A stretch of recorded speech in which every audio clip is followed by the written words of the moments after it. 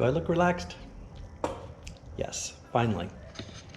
The Tatum is done. There she is, all done.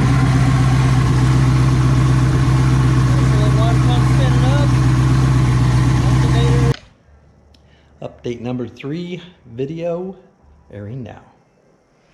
So, built this car, actually started on it 3 years ago. It just popped up on my Facebook feed as a memory. Took quite a while to actually build it. It took almost 2 years to get it built, just with delays in getting parts and all the fabrication stuff that we had to do. But the history on this thing, been through a couple motors on it now. First motor we built was a 6-liter truck motor, LQ4 iron block. Had the 241 heads on it, LQ9. LS9, what is LS9? Geez, I'm getting all confused, all these numbers. LS9 camshaft, which is basically the supercharged camshaft in it. And then the Terminator X system and headers and twin turb skis on it. And that actually did pretty good. Took to a place and had it dynoed.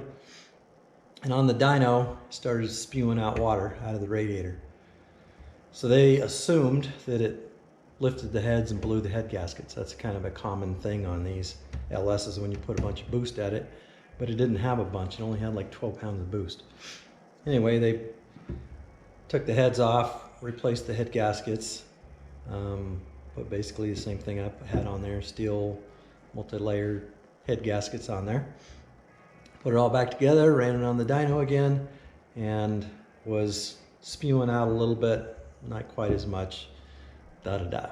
Take it to the dunes, and it's doing it again.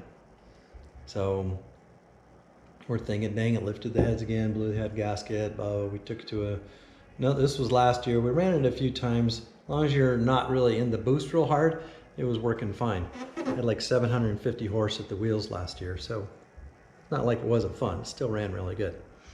So over the summer, Buddy John took it to Outlaw Race Engines for an assessment on it. They're looking at it and they're like, yeah, this motor's kind of junk. Had a little bit of sand in there. They get worn out. I mean, that happens. So they rebuilt the motor, put on some of their ported and polished LS heads, and we switched it over to E85, race fuel last year, E85 this year, and cranked up the boost, ran it on the dyno, blows water out all over the place. Now these guys are smart enough to know that it didn't blow the head gaskets on a brand new motor that they just built.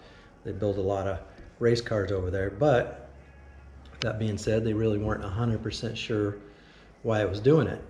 They thought that maybe the water pump was spinning too fast, so we put a smaller crank pulley on there to slow it down. That didn't work. We heard that we needed a bigger cap, so we put a 30-pound radiator cap on there, which it shouldn't need. That didn't work. Still blew the cap off. And then that's when I did the expansion tank. That's on one of my videos. Another friend of mine said, yeah, you need an expansion tank on this, which every modern vehicle in the world nowadays has one.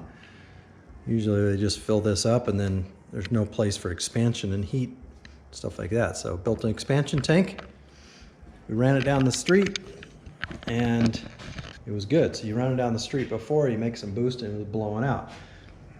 This time we ran it down the street and it was good. It wasn't blowing out, so we took it back to have it finished tuned on the dyno, and they ran it, blew out again. We're like, oh my gosh, now it's getting old and getting very expensive.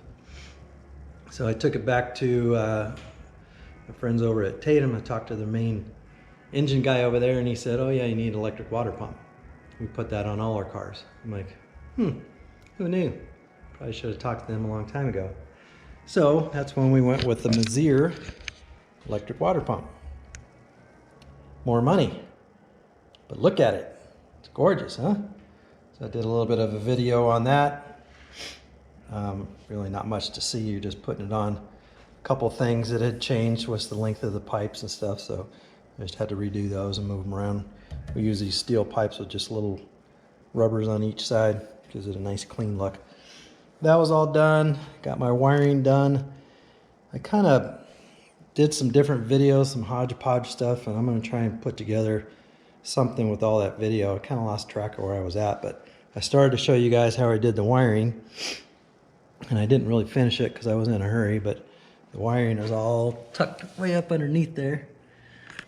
It's all nice and clean. You can't see it, but I'll show you. I'll see if I can put something together with the video I have on the wiring.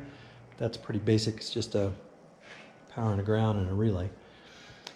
So that's finished. Took it to the dyno yesterday, and this is what happened. All right, back to Outlaw Race Engines. Once again, I think we're in the right spot. Got some goodness going on right there. So badass. So we're just getting it hooked up and give it a whirl again. Somewhat confident this is going to fix it. I hope it's going to fix it. Yeah, we're getting ready to make a pull pretty soon.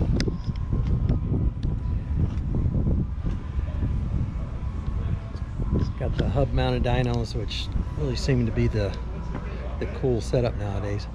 You don't have to worry about tires spinning or anything, just to hook them up and let her eat. So hopefully we get some good footage today. Stand by.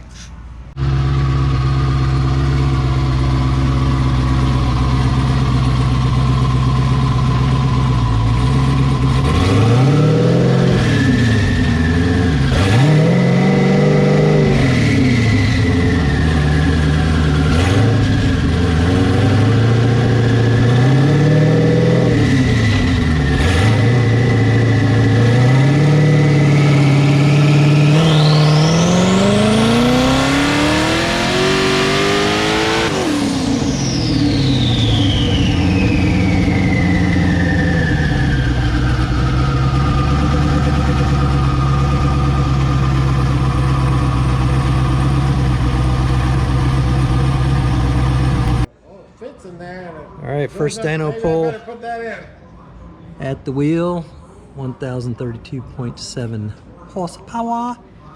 That was about almost, yeah, creeping up to 20 peak, but it was about 16 pounds of boost steady. So, how much? And water wasn't blowing out this time, so I think we're in good shape. We'll see what else we can do to it.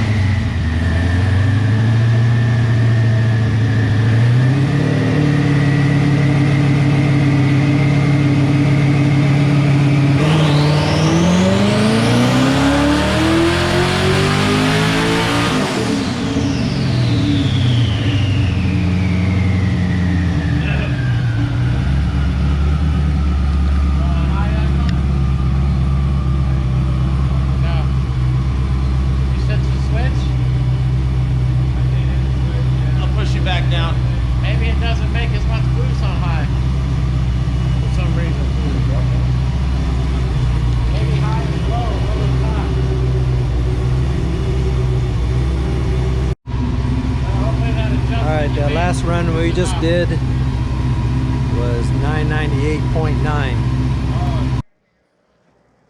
So what you think about that? So that's definitely pretty exciting, huh? And the best part is that it didn't blow out water all over the place. Ran it on the dyno. It was pretty much already tuned. He was just playing with it a little bit, but 16.7 pounds of boost, and you can see 1032 horsepower. So we are totally stoked. That's basically about 1300 at the crank. So this was rear wheel horsepower. So we passed that 1000 horsepower mark, which is, it's not that easy. You know, people spew out 1000 horsepower all the time, but you know, it takes some money and some engineering, and obviously we find some problems here and there. But the biggest thing is that we fixed the water problem with the water pump. So what was happening is, this is a large system. We have a 4-gallon water system in there. It's a pretty big radiator, and the radiator sits above the engine. No other vehicle does that, or not very many. All the drag cars, street cars, all that stuff, the radiator is at a level field. So it's able to flow the water through the system a lot easier. Part of the issue was we have just a tiny bit of restriction. The way this radiator is designed, it's a cross flow, so the water goes up into this tube, flows over, back down, and then comes back over here. Well, it only has this small section right here, and then it returns into the engine. So a couple of gallons of water in here. There's probably almost 3 gallons in here, about a gallon through the motor. And the speed of the F-body, the Camaro water pump, was really fast at 6,000 RPM because it's, you know, once again, it's made for the street. It's trying to push all that water up through here, and the weight of the water was too much for it to handle. So laws of hydraulics is you have flow, you create a restriction, you're going to gain power, or pressure, I'm sorry. So that's what was happening. We gained a restriction in there because it couldn't push the water through as fast as that pump was pumping it. And once you had a restriction, you have pressure. So it wasn't lifting heads, it wasn't doing all that stuff. Just water traveling too fast for this particular system. Those guys over there are very knowledgeable. Shout out to them. They were kind of alluding to that idea in the beginning. We just couldn't grasp it, you know, because this is a pretty common system for dune buggies and stuff. But for whatever reason, you know, it just didn't jump out at us that that was the fix. So we put a Mazir electric water pump on it. It flows at 55 gallons per minute. It's a constant flow, doesn't go up and down. So we ran it on the dyno and boom, fixed. So now we're gonna take it to the dunes this weekend and let her eat. We still want to get the 2-stage boost control hooked up. We haven't done that yet because we've been dealing with other problems. We want to try and run like a 14 low and an 18 on the high, something like that. So we may even get a little bit more power out of it, but it's pretty close to its limit on injector flow and stuff like that. So, I mean, you really need more than 1,000 horsepower at the dunes. Yeah, you do. So that's the next step. But I think the next video will probably be some dunes, baby. All right, exciting times. Literally had this trailer hooked up to my truck for like a week, well over a week, and almost 2 weeks. Taking it here, taking it there, taking it down the dyno, blows up, come back, fix it, work on it. What a pain. But it's all worth it in the end run, end game. End run, I don't even know what an end run is. But yeah, I'm stoked to get this thing dropped off. It is now Thursday. We're going to the, well, he's leaving tomorrow. I'm leaving Saturday early. Going to the dunes, baby. Hit the sand, see how this thing does. I have a buddy of mine that's going for the first time, so a virgin, so to speak, some fresh meat. See if we can't scare the crap out of him. Get him hooked. Maybe he'll buy a sand car and start going with us. Going down to Gordon's Well, down by Yuma. President's Weekend at Glamis is going to be crazy, and I don't like crazy. Still should be pretty busy. It's supposed to be a gorgeous weekend. The weather's been funky, up and down, up and down. We had a huge storm Tuesday night. Hail and cold and wind and rain. It was down in the 30s. It was freezing around Phoenix. That's not good. We're not used to that. 60s today. I think high 60s tomorrow, 75 on Saturday. It's perfect. Totally stoked. Get this thing dropped off and see what the next project is. I have another dune buggy with a Subaru motor that's going in there, and then